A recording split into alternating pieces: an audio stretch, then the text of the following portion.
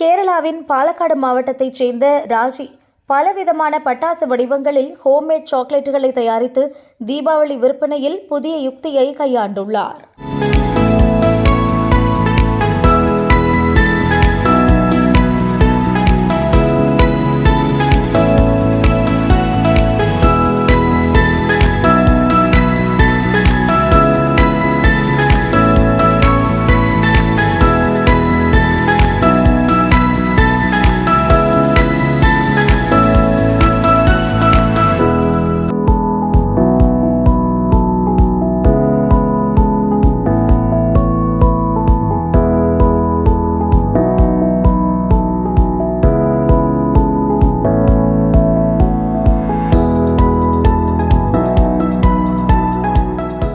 எல்லாருக்கும் தீபாவளினாலே பட்டாசு தான் ஞாபகம் இருக்கும்.